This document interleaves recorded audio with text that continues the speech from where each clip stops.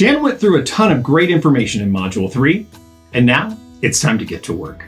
As always, download the Let's Get to Work checklist in the download section in Lesson 1, and then prioritize the task you want to work on next. Make sure that you're always scheduling time on your calendar to work on your database. And remember, it's a process. So let's jump into the checklist and action items for Module 3. If you are a new or newer agent, or if you haven't done open houses in a while, it's a great idea to get out there and see what other agents are actually doing. This is a great way to learn what to do, and more importantly, what not to do.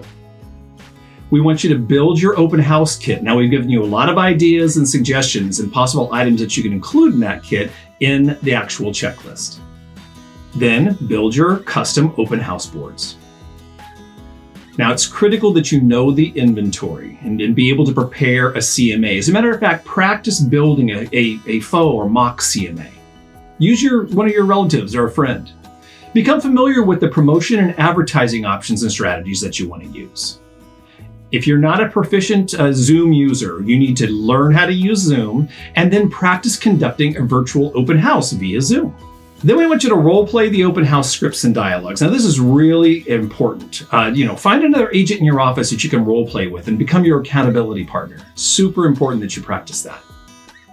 Then schedule and conduct an open house using the checklist in the downloads. Now, for the very best results, we really recommend that you do probably 2 or 3 open houses a week. And that's it. So let's get to work. Jan will be back with you in Module 4, Working with Buyers.